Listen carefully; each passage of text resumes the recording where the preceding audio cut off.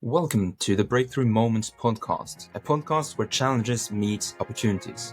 I'm Harold, and together with my co-host Lasse, we explore stories of innovators, leaders, professionals, and entrepreneurs, and how they turn obstacles into game-changing breakthroughs. Get ready for insights that inspire and lessons that last. Subscribe now, and let's dive into the moments that define success. Welcome to the Breakthrough Moments podcast. Today I have with me Nic Marks. Nic has done a lot of interesting things throughout his lifetime. He was a mathematician, turned into a happiness expert. However that happens, we'll have to ask Nic. He's been on TED Talks from that point. Now he's developing software. It's all just really exciting to get into. First of all, thanks for coming on, Nic. Thanks so much for asking me, Lasse. All right, cool. So if you want to start from one end, Nic, you've had a successful career now working with different think tanks and you influenced UK policy. How did you end up in happiness out of all things? I mean, it's a slightly random walk. Yeah. As you said, I was the really annoying guy at school that was top of maths without trying. You know, it's just one of those things. I could just see it, do it. I mean, it's a seeing actually as much as anything. So I ended up at Cambridge reading maths before I'd even really made a decision. You know, you're 19, you're top of maths. Of course you go to Cambridge to read maths. And I realized I was not a mathematician. I mean, mathematicians, when you get to university, is very abstract. And I'm really quite practical. And so I started taking courses in more practical and eventually switched into basically what's applied statistics. You know, we were doing things like in early days of computing where we were creating simulation models, queuing theory, things like that. And I just loved practical issues. And so that's how I kind of started out. I did some normal jobs that people do when they leave university, like became a consultant for an American firm, and then very quickly realized I didn't want to be at their beck and call, 60 hours a week. So I would go and do something else. And I started to choose to do interesting projects and still using my statistical skills and also trying to align it more with what my passions in life, which were making a difference. So sustainability was just coming onto the agenda. So I started working on some of that. And I did this very left field thing, which is my mother is a family therapist and I trained as a therapist. And that was really as much from my own interest as anything. I never really expected to become a therapist and I didn't, but I learned so much from that. And then sort of by doing 10 years of work where I'm doing these sort of different bits, I'd done some work for this think tank in London before. Like I published some quite too complicated statistical indicators in the 90s. And the head of the think tank challenged me. He said, we've got this word called well-being coming into public policy. Nobody knows what it means. Maybe you should come and do some work with us. You know, you do this, you do that. And I said, well, yeah, if we can do some measurement around it, I'm really interested in it. It started off as a 1-day-a-week job. And within a few years, it had taken over my life, a built team, and it became very influential. So in a way, it was random, but it makes sense backwards. That sounds like a mathematician's answer. Yeah, I mean, I'm a numbers guy. I think of things in quite a numeric way. You know, like my wife always makes a joke because it's not my first marriage, and we were looking again in our 50s. She probably was in late 40s, and I said it's a numbers game. If I meet enough people, I will find someone I like. And she thought that was both refreshing and completely unromantic. Yeah, I can imagine. Okay, cool. How did you then, like, you pivoted into happiness, like from those normal jobs, as you said, like, and the first types of roles were 1 day a week. How did that evolve? Like, how did you like get, because you kind of got sucked in at one point, I guess, into like doing that type of statistics and indexes. Like, what were the projects that you were doing which really made you go all into it? Yeah, so it was 2001, and actually my first day at the think tank was September the 12th, 2001. So if you can remember what happened the day before, the world was a little disturbed and upset. And so it was an interesting time in that everything was a bit thrown up in the air. And I started, I started as a volunteer at the think tank. It was something I was doing out of my own interest to begin with. And I went to a conference I would say it's November 2021 in the States, in Washington. All the flags were there because of 9/11. And I went there because it was a quality of life studies conference, and they had the sort of world's best people on measuring well-being there. And I thought, I'll go and learn. And, I'm quite an extrovert. So I just asked a lot of questions. I just right, I want to do this in public policy. This is my ambition is. What would policy look like if well-being was its aim?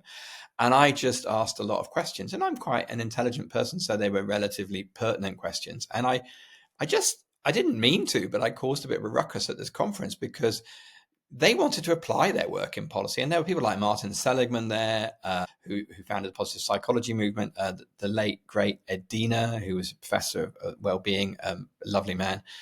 The great and the good of well-being were there, and they really embraced me. And I started to learn a lot. And actually, I learned there wasn't as much consensus in the well-being academia as I thought there would on how to measure it. But I started picking up tools. And so then when I came back, I started to try and apply that in public policy, and managed to persuade someone to fund our work, and managed to find a local government in the UK that wanted to work with us to actually create some measures. And so that's how I got a foothold in it. So, I mean, yes, it started as a day a week, but as soon as I could, I expanded it out to become my own job. And then as soon as I got any surplus in my team, I started employing other people. Yeah. Okay. So I see you started on your own, hired more people. I think the main question, which I'm sitting with it to some extent, and I'm sure that listeners are sitting with it to some extent as well, is that what did you teach? What were the indexes that you actually started crafting and implementing? So the difference of well-being indicators from orthodox government public indicators is that they're what's called subjective, which is that you ask people in surveys around them. So there were a different type of data, and policymakers are very skeptical about subjective indicators because they think of polling. They think, oh, you ask people's opinion, and they lie. They tell you things. Well, I mean, polling is a particular type of subjective indicator. We're recording this just before the US election, and the polls are all over the place, and I can find polls that agree with my politics, and I can find them that disagree with me. But the Americans particularly like that. But polling is particularly difficult because but if you ask people about their experience of life and you set up the surveys, why would they lie? They're going to talk to you about their experience of life. So if you can structure those questions right, you get new information. It's right, and it's complementary to the objective indicators. So if you think of something, a very widely used international indicator is life expectancy at birth. How long will people in any nation, how long will they live? It's a really good indicator. It's actually far more complex than it seems underneath. But you get a number which is average life expectancy. Well, you're in Norway. It's got one of the highest life expectancies in the world. I don't know what it is right now, 83 something years probably. The UK 79, US 77. Okay, so you get a pretty good indication there straight away that Nordic countries tend to do really well. You're pretty healthy, you're outdoors, you've got good relationships, all sorts of things going well. It's social democracy, so you've got good social safety nets which help people. You get a more unequal society like the UK and Europe, where we've got more social gradients. We're less so. The US even more so. Okay, obviously developing countries or underdeveloped countries, sub-Saharan Africa, much lower. Really good indicator, easy to understand, right? Objective asks people how happy they are. That sounds really, really weird, but it's complementary to that. So, actually the Nordic countries do really well on happiness too. So Finland tends to come top, Denmark does well, Norway doesn't do badly at all. Denmark tends to do really well, though their life expectancy is slightly lower.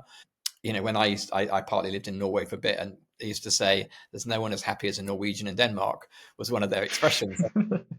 You Norwegians are so holy, and that you're very, very ethical. About drinking and smoking is very frowned upon. And very, very expensive. So it makes it difficult to do. So your health's better. Whereas Denmark is slightly lower, and so they do really well. But you see really interesting countries come out of that. If you compare Central Eastern Europe with Latin America. Similar levels of life expectancy, similar levels of GDP per capita, but really quite different levels of happiness. Much happier in Latin America, in South America, than they are in Central. And that's to do with community. It's to do with relationships. It's to do with the vibrancy of life. It doesn't mean to say they haven't got problems. quite embedded, misogyny in Latin America, and quite unequal, but family is very, very strong and neighborhoods are very strong. So it makes it a much happier place to live. So you start to see these complementary things coming out. If it was exactly the same as life expectancy, we wouldn't need it. But it gives very, very different data. And it's also much closer to what motivates people in life. So it's very, very interesting data. And so we started to create indicators around that. I mean, my first indicators were with young people in a city in the UK called Nottingham. And we had 3 indicators. I was starting out. One was about how satisfied they were. One was about how curious they were. And one was about how pro-social their behavior was. So I was trying to get to how they felt, what they were learning, and whether they were pro-social, because there was so much about antisocial behavior. I wanted to measure pro-social. So you start to create these indicators. And what was interesting was when we started to launch data on this, although I actually don't think our data from Nottingham was applicable wider. I think it was quite specific. I started to learn there were specific things. It caused a total ruckus because it's interesting. The data is interesting. It makes it come to life. You can talk about well-being, about having people good lives, and you can write lovely, beautiful words, okay? But when you start creating data on it and you go, this group is different than this, that grabs the attention, particularly of policymakers. So the strategy was surprisingly effective. I did it because it was my strength. My strength is numbers, so I want to do that. And I'm not a poet. I like poetry.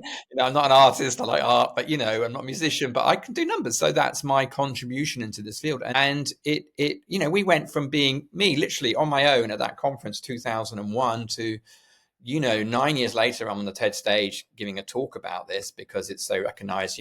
We'd done work by then with the OECD, the UK national government, lots of local governments, the European Statistics Agency. I'd even been out to Bhutan and advised the government of Bhutan about gross national happiness indicators. They didn't take my advice. Complicated. Yeah. So you get to work on some really interesting things, and it's because I came at it with a purpose. I came at it with curiosity, intelligence, and somewhere to apply it. So I wasn't an academic. I don't publish much in academic literature. I have made some publications when someone else has really encouraged me to, or they've been the lead author and I provided data. But mainly, I'm interested in how do you do things which make a difference in the world. Yeah. How did you then go about that? Because that's like I think I get the theory about how you do things.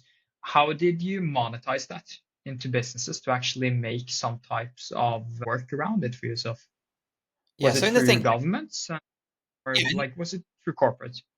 In the think tank days, so I stopped working at Neuroeconomics Foundation 10 years ago, 12 years ago actually, 2012. In those days, we were a not-for-profit. So we still have to make our money though. So it was a combination of grants, which we received from some donors, and that probably made up 30% of our budget, which was really useful. And then 60-70% was with winning contracts, and they were with things like government agencies, with local governments, sometimes with other NGOs, like we did work for a charity called Action for Happiness. Action for Children. Action for Happiness is someone I work with now. Action for Children, and they, about children's well-being. So we'd win projects like we won a project with Oxfam. We won a project with, lots of people like that. So we did some measurement things for them. So yeah, we got a reputation as being the go-to people for well-being measurement in government policy very, very quickly. Okay, cool. Yeah, so then you started putting things out there. Because as you said, to start off with, when you went into it, with that rocky date, as you mentioned from the first day as well, it took 9 years, you mentioned, before you were invited for a TED Talk. How did that process look like? How was the landscape at that time that actually made this interesting for such a scene? So in the 2000s, there was a lot going on about whether we should have different measures in GDP per capita for countries. There was a lot going on in that space, and we were in that space. And I had written my first paper, 94, about why GDP wasn't a good measure, and worked on a UK version of a US indicator. It's called the Index for Sustainable Economic Welfare. In the US, it's called Genuine Progress Index now. Anyway, it's a complicated indicator, but so there's always been a tradition of challenging GDP. because it's basically a measure of economic turnover. Is that how you should measure nations? Like I said earlier, I think it's much better to ask about the happiness and longevity. Do people live good long lives? And you can measure those. So I'm very much championing that sort of idea. And in 2005, we published in 2006, 2005, I was doing some work with WWF, Worldwide Fund for Nature, and they had a One Planet Living program. So sustainability has always been a key area of my work. And I wanted to make it come alive with some data. I actually wanted to do a big survey about people's environmental values and their happiness and how they link together, but that was going to be a £50,000 program and no one wanted to sponsor it. So I had to do something rough and ready. And I came up with an idea, which was, well, we could look at how happy and long people live in nations, and we could look at how much of the Earth's resources they use to get there. And so the idea was to create a sort of kilometers per an hour, a bang per buck indicator, an efficiency indicator, how efficient at turning Earth's natural resources into human well-being are nations, right? Initially called it Sustainable Wellbeing Index, which is very dull. Luckily, someone got hold of it and said, we should call it Happy Planet Index. Yes, that's a great idea. That's much more engaging. And so we created the Happy Planet Index. And actually, we didn't do it with WWF because we looked at it internally in my organization. So I was in a think tank that had 40 people, and my team was by then 3 or 4 people. We grew to about 8, but by then we were 3 or 4. And I showed it to the comms team, the communication team, and the head of comms, he came back the next day and he goes, this is quite profound, Nick. I think this is a little bit too much to just give away to WWF. I think we should do something with us ourselves. And as we had this 30% funding, which was outside of our day-to-day work, we basically used some of that to create a report. We didn't know how successful it was going to be. In fact, we launched it in July, and I went away on holiday the next week because I didn't really think about it. But it went absolutely ballistic. It actually crashed our website because too many people were trying to come and look at the website. And we had 180 articles around the world in different newspapers about it because it rank ordered nations, which is, of course, a really basic way of getting attention. But it was rank ordering them by this measure. And, unusual countries came top. So Vanuatu, which is a group of islands in the Pacific Ocean, came top, and Costa Rica was right near the top. And people were just really, really shocked and said, what's going on here? And it created a lot of interest, and it created a lot of criticism, by the way. But, that was the point. Starting getting threatening mail from the right-wing Americans, hey, you've done something right then. And so it was very, very interesting. And so that caused a stir. Now, we launched an update later, and it caught the eye of someone at TED, because it was an interesting way of doing it. They were doing a conference, the overarching theme of the conference was sort of optimistic views of the future, and Happy Planet Index fitted in with that. And so I was asked if I wanted to do a talk. So you can't really, I don't know, you might be able to ask to do a TED talk, but I'm not big enough to do that. If you've got a best-selling book, you probably can do. But I was approached by them, yeah. Okay, cool. Yeah, that's a really cool effect on virality, and even before like social media took off in the same way. Okay, interesting. So basically, like, you created a Happy Planet Index and you've monetized it in different ways since then. Nowadays, as you've talked about with me separately, you're building software around it. Like, what's your thesis behind, or correct me if I'm wrong if I laid it out improperly, but what's your thesis behind like taking this type of like statistics or theory into software and implementing it in more businesses? Yeah, so it's not exactly a Happy Planet Index idea. It's a pure happiness play that I'm working on and have been working on for the last 5-8 years. So after I did my TED talk, and that's a big high in a career. That's like a best-selling album, and that wins Grammys sort of thing. That's how it felt like, because it was a huge thing. But it was a sustainability index, so it was a little weird to be being asked to give talks around the world and fly, because kind of part of the thing is like, how do we achieve well-being sustainably? And although I did that for a year or two and I could earn good money speaking, you just felt a bit like a performing monkey. I'll come and do a talk, and it didn't really, I didn't really think it was having an impact. And I started to not have an existential crisis, but started to think, look, I guess I was in my late 40s then, and I thought I could do something different. I was just as critical about how businesses measured employee experience as I was governments measured population well-being. I'd done a couple of projects on well-being at work and started to think about a methodology. And I thought somewhat arrogantly that I've had this great success in public policy. I'll just do that in business, and I will teach the business world how to measure employee experience. And of course, I'll set up a business to do that. And that's what I've done for 10 years. And it's a struggle. And it doesn't mean to say I don't feel that myself intellectually. I feel I cracked it. I feel it's as good a work as the Happy Planet Index. However, the business world is very, very different. It's about sales, it's about whatever. And I'm not a natural business person. So in some ways, it's not been the total roaring success, but it is monetized. Yes, we do sell product, and we do wash our own face, as one of my business partners tells me. We pay the bills, everything like that.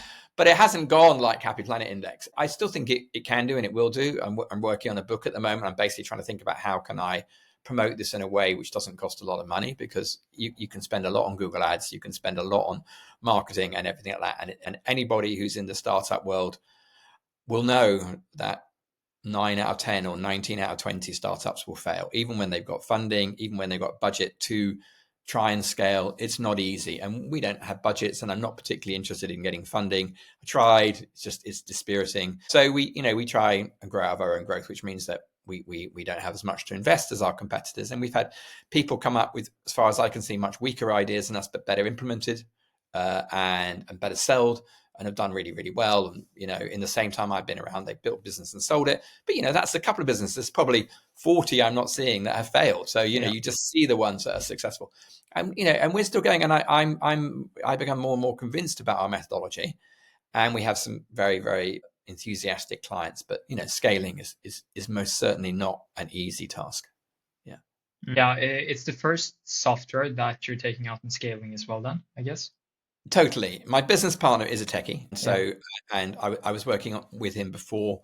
He actually was the husband of one of my team. So she was this really brilliant researcher, and Rich is her husband. So the building of the software and whatever, but not the business side is where we've never really cracked it. Although I've invested and lost quite a lot of money, trying to bring in people to do that.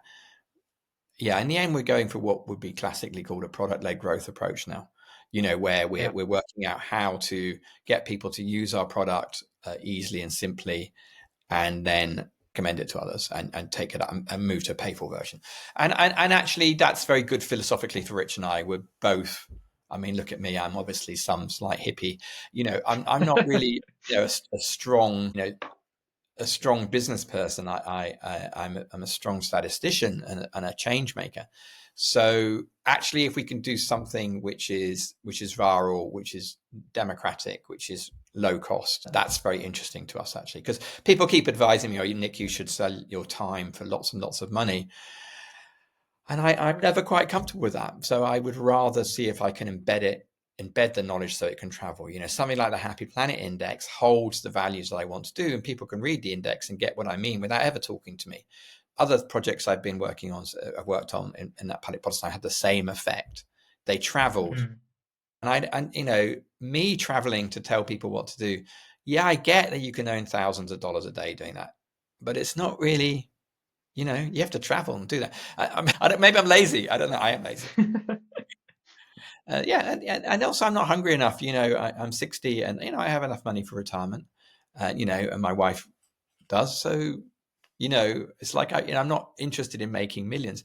I'm really interested in reaching millions of people. Mm-hmm. So yeah.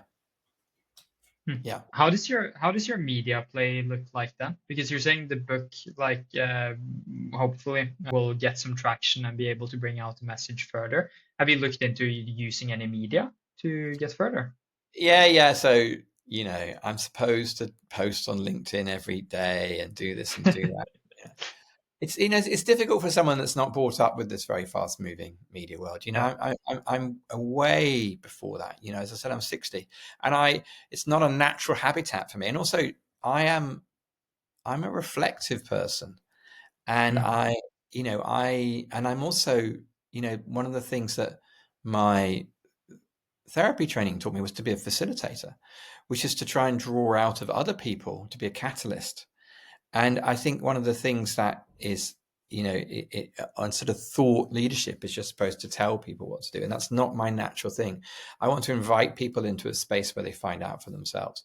So I've yet to really work out what to do with that. I mean, basically I am writing a book. It's on about the 6th draft at the moment. And I think I'm not going to write many books. And so I'm definitely in a space where I am what's called a maximizer. I'm trying to make the very best book I can rather than just write one quickly. I mean, I keep on getting advice, just get it out there, Nick, get it out there. It's good enough. And maybe it would have been, but I'm layering over it. I was talking with you before we started about the album Graceland and was horrified that you'd never heard of Paul Simon.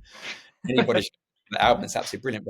But the story of him making that album is that he actually was in a slump in his career, and he had time because he hadn't got the pressure from the record companies to make another best-selling. And he took the time to really discover African rhythms in his music. And he went out to South Africa at a very awkward time because it was apartheid, and a lot of people critically went out there. But he worked with black musicians, paid them to work with them, and he worked with them to find these new grooves, really, these new rhythms, and then he wrote his own music over the top of it.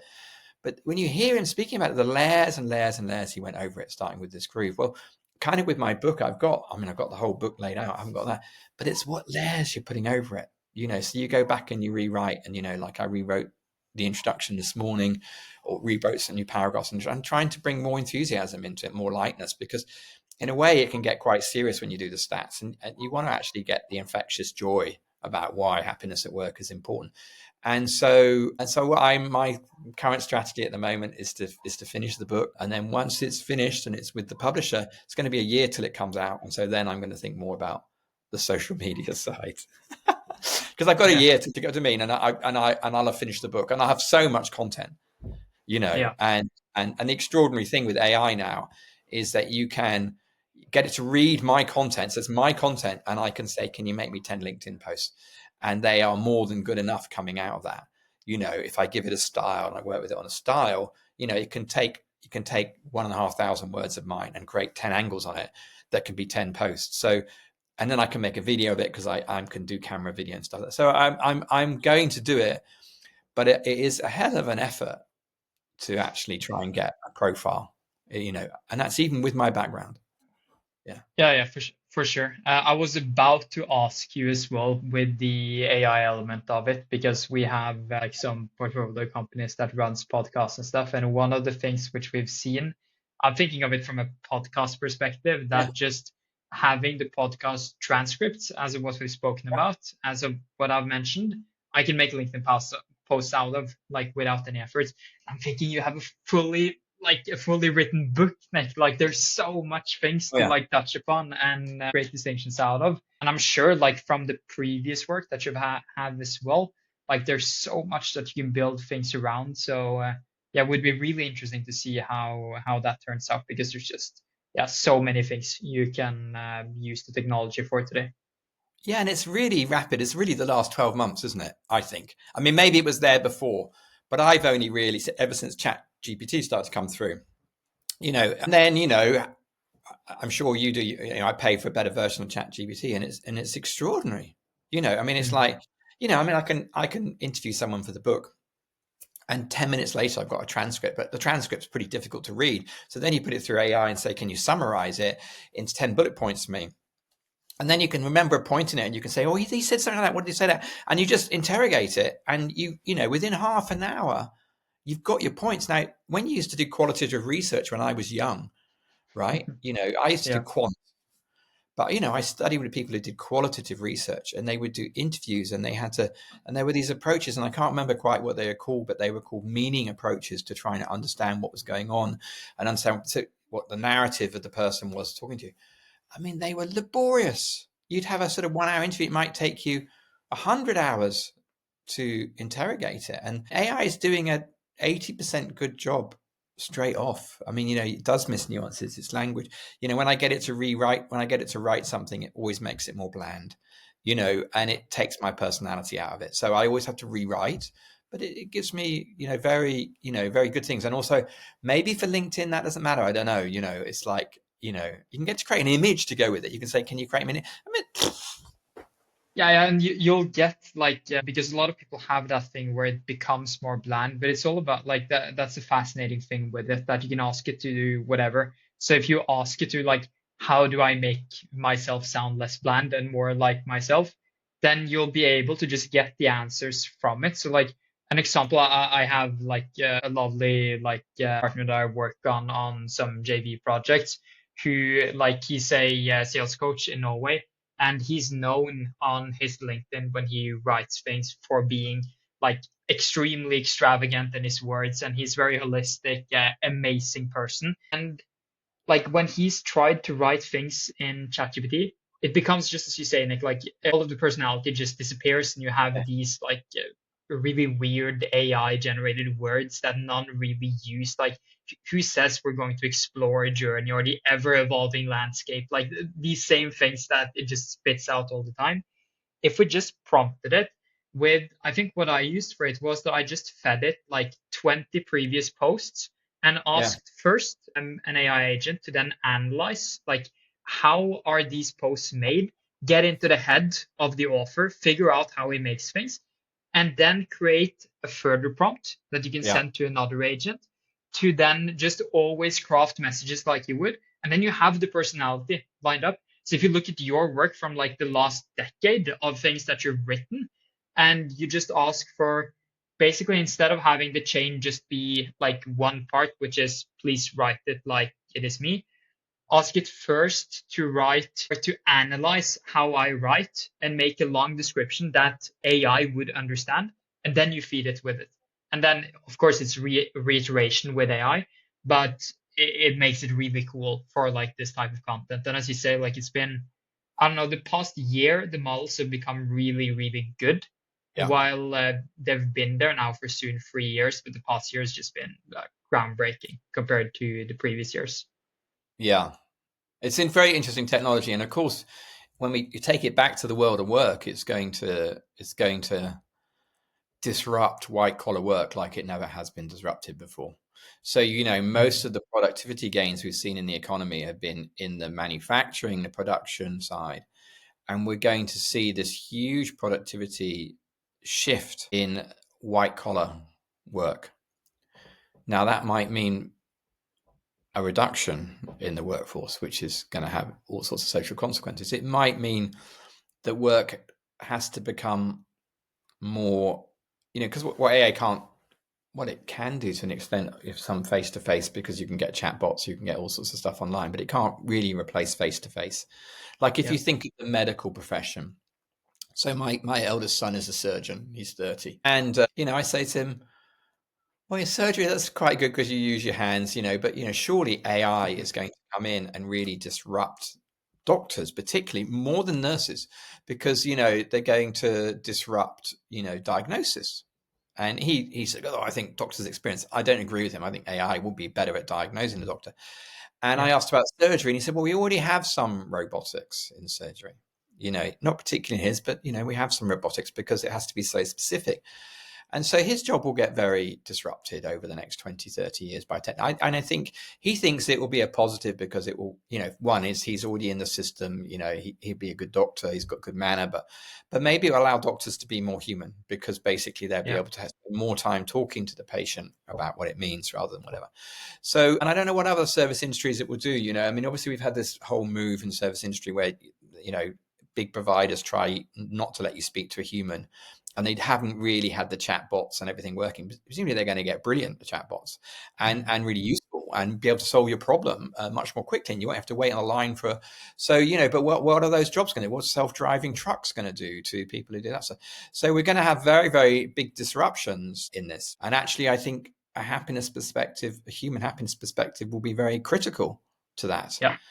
Because, why are we wage slaves working 50 hours a week?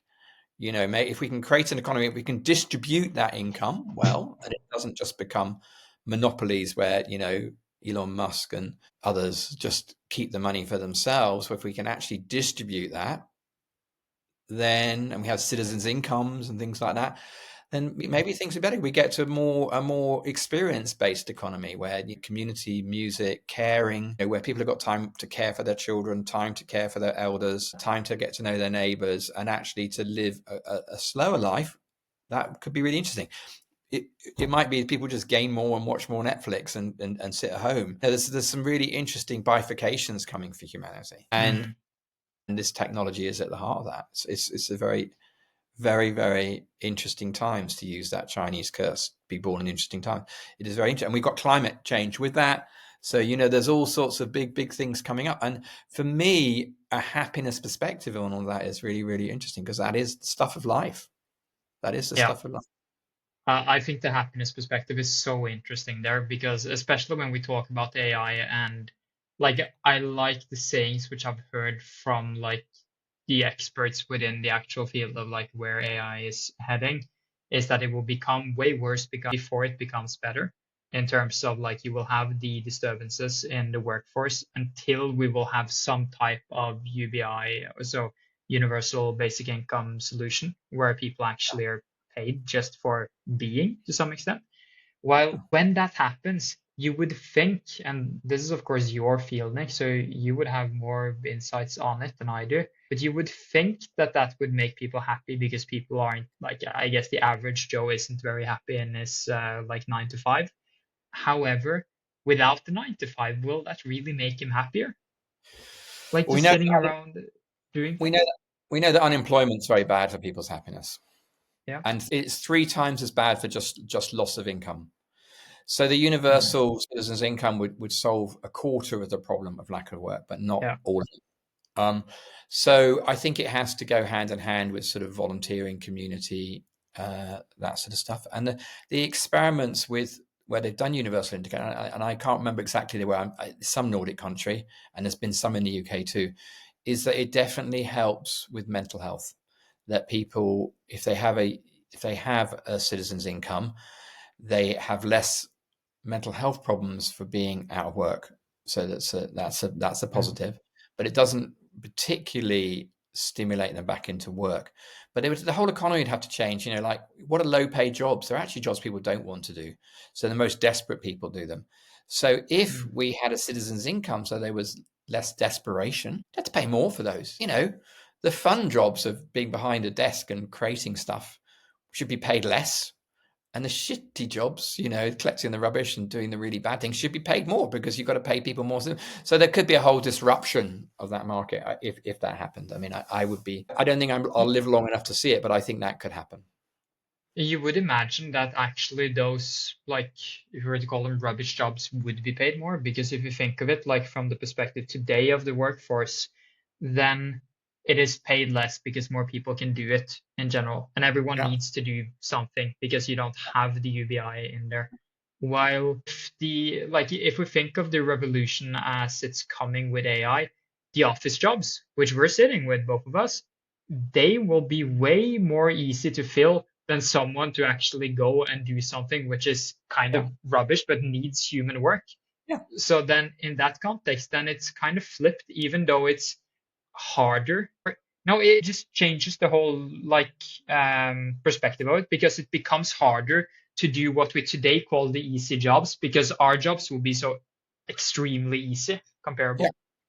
No, that's what I think. Yeah. Interesting. But taking it back to work, because we ought to take it back to my work before we finish, because I should say what I'm actually doing, which is that we're using basically pulse surveys to ask people how they experience work. And as I've created more and more data on happiness at work, really the most important thing for an organization is to pick up the signal. Are people enjoying their work or not? Because when people feel good, they do good work. So there's just this really huge win, that when we feel good, we do good work. And actually it's even more than that, because that's infectious, that, when we feel good, we make people around us feel good. So within teams, there's what I call a positivity resonance that builds. So you can really unlock something in an organization if you take this positive approach. And you can measure it. You can create measures of it, by very simply asking people. We tend to ask people regularly, every week or every month, how happy were you at work this week? How happy were you at work this month? And that gives you a good bad indicator. And of course, we all have bad weeks. It's inevitable that there are ups and downs of life, and it's measurable. It's not only inevitable; it's measurable that we can pick that up. And so this gives really important management information in the business, which is that team leaders, particularly they're running remote teams, which a lot of people are, or hybrid teams. They don't see people all the time. They can get that information. They can build on what's going well. They can tackle what isn't. Friction and flow in everyday work is really, really important. And at a more organizational level, you can look at the underlying thing. So we also, as well as this very quick pulse, we do a deeper dive. It's a bit like the difference between how much fuel is in the tank of a car and what's going on underneath the bonnet. So the culture, if you want to, which is always a mysterious word, like, well, we got a good culture. What does that mean? Actually, people define it really badly. And I would say a good culture is where teams are happy and successful. So look at it at the outcomes. They're successful. Of course, that needs to be an outcome of a culture. They need to be happy, because if they're not happy, they're going to leave the business. So you haven't got sustainable success if you haven't got happiness. So look at a culture from that way, and look at a team culture from that way, because there's always a lot of different cultures across an organization. And you can see all that data and create it very, very easily, and then just intelligently respond to it. And so that's what the business we do. And as I said, me and my business partner, Rich, are trying to create something which is very cheap, if you want to say, but very easy to use. You just sign up per person, and creates the data for you and gives it in a format that you can talk to your team every week or every month about it. And as I said, also, we're going for product-led growth, which a lot of your listeners will know about. It's like use the product and then buy it. So any organization up to 250 people, because it gets too complicated after that, can do their first measure free, which is basically a state-of-the-art happiness work survey for them. It gives reports to individuals so that they can think about themselves, to teams, to the whole organization. It assesses risks. So happiness always sounds great, and it is great, and I'm very enthusiastic about it, and it's positive. But it's sometimes a hard sell to senior leaders to say, "Oh, you want to make your teams happy." They just think that as like, "Oh, they just be laughing at us," rather than. And I say, "No, I don't mean that. I mean they really enjoy their work. I don't mean they're goofing off. I mean they're enjoying their work." So, anyway. So I've basically created risk assessments, and there's 3 major risks that happiness can predict, which is a risk of underperformance, a risk of flight risk, people leaving, and a risk of burnout. And they actually have different drivers. So we have different risk estimates for teams. So you can see some teams that their performance is great, but they're at risk of burnout, because of they're working too long hours and they're not appreciated, or that they are underperforming. So they're relatively happy, but they're underperforming because they haven't got good feedback. They haven't got good cooperation with other teams. So you can see these different indicators, how they work together. So we create these risk indicators, and all of that comes for free the first time you use it, whether you're a team of 3 people or an organization of 250. And then you can opt in to doing it weekly, which is what we call our pro version, which is when, if you really want to get at the team level, I think teams should talk every week about this. Very, very light every week. I can do a monthly version, which will create those risk indicators. So basically, the more often you ask people, the shorter time you got with them. I have tried and rejected a daily tool, which is the end of the day, how are you today? You can only take 1 click off of people, good, bad, whatever. You can take 1 click, but then you don't really get any nuance to it. So weekly is really good, because you can have 2 minutes of their time on a Friday. How happy were you this week? What's gone well for you? What hasn't? And that's a text-based. And also you can have a bit of fun. We ask a fun question just to sort of get people talking. And then you feed that back on a Monday. When you've got monthly, you can probably have 3 or 4 minutes. So we ask them 6 questions on their experience of work and feed that back. And when you quarterly, which sometimes we have a longer survey, which is about 5 minutes. So your cadence really drives how long you've got with the respondent. And the only way that you keep people using it is if you talk about results. If you just keep asking them and do nothing about it, they're going to stop answering you very quickly. So particularly at a weekly level. So that's why we've introduced the monthly, which I was saying to you when we were talking this is what we launched. And so we launched it about 2 weeks ago, and already we're selling that probably better than the weekly, because it sort of naturally fits in with people. Yeah. Amazing. It's really fascinating, because I think the sell-in point from, like, instead of framing it as happiness, framing it like because there's two things which these middle managers would care about either way, and it's the actual like the goals that they're setting, whether they're reached like within the timelines that they set continuously, or whether they will have to rebuild the team. So if those two things are put in focus, then I'm sure anyone driving a team forwards would see the value of it. And as I've seen on the websites, really, really cheap, like just between $5 and $10 per person. Like really, really obvious choice to try at least, and not to run like a big advertisement or anything like that, Nick. But I saw on your website that you run like the first month free as well, as you talked Yeah. about earlier with the product-led sales. So if anyone like runs a team, I would just advise on checking out Friday Pool. So I'll make sure to have it in the description here so that people can have a Thank look at you. it themselves. Yeah. I feel like Paul Simon doing Graceland. I've had a lull coming back, and it's going to be a bestseller this time. That's what I'm trying to aim for. Okay, cool. What is like, Nick, is the final question which we like to wrap all of these up with. If there was like, if there was one thing in your life or in your career or both that you would like to find out right now, what would that? Wow. I would like my book to get on the shelves of an airport. Do you know what I mean? When you've got those business books when you go to an airport and there's like, these are the top 10. It's pure ego. I don't know if it's pure ego. It's reach. I love these ideas, and I think I have a very different take than virtually everyone else in the happiness world because of my statistical background, and also because I'm so, I'm not a psychologist coming at it like this is interesting. I'm like, how do we make a better world with this understanding? And so whether that's happy planet or better business, I'm very interested in the context, and my driver is really to make a better world of work, better world, happy planet. So I would love that it finds a niche. I'm not expecting it to sell like Malcolm Gladwell or something, but I would like it to do better than 99% of books which hardly sell any.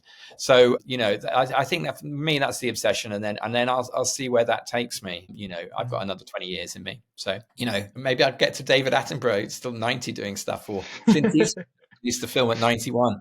I mean, that's an ask, isn't it? But I mean, Clint Eastwood, he always says, how do you stay young? He says, I wake up every morning, I don't let the old man in.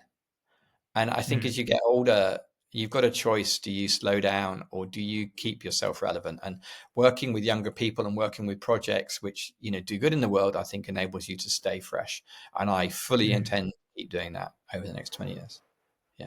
I love the airport part. I think from every time from today and onwards, when I go through the airport, I will have a look at the bookshelf just to see whether that came true or not. I'm sure like the listeners as well will just remember this when they see that bookstore. You have to wait a year. It'll be 2025, 26 before it comes out, probably, because when I deliver it finally, it's still a year to publication, and it won't be delivered. It won't be fully edited by Christmas. So, it will be, unless they decide to fast track it, which would be extraordinary. It would be 2026, but that's okay. I mean, with our business, we've got a lot to do between now and then. And, and one of the things I wanted to do, I mean, I could have started out writing a book about this straight off with my ideas. I actually wanted to have the product ready, because if you think of something like Net Promoter Score, which is like the idea of how you measure customer satisfaction, they wrote some brilliant articles in the beginning of the 90s, but everybody measures Net Promoter Score now, and nobody really knows who produced it. So he got some books and some ideas out about it. But I very much felt it had a great idea, and I wanted the product where I wanted it before the book came out. Now, I could have the book out now because the product's there, and it's going to be a year and a half late. But part of the journey to writing the book has been the struggle to create a product which is really simple to use. That's been the struggle. Building a complicated survey is easy, and you can sell consultancy on it. But building something simple that can travel is harder, and that's my aim. Even if I failed doing that, I'm glad I tried. All right. Well, thanks a lot for coming on, Nick. It's been an amazing talk and a great episode. So I wish you all the best in book publishing, even if it will take a couple of years. I will keep looking for that bookstore in the airport, and then we'll get there one day. Thank you.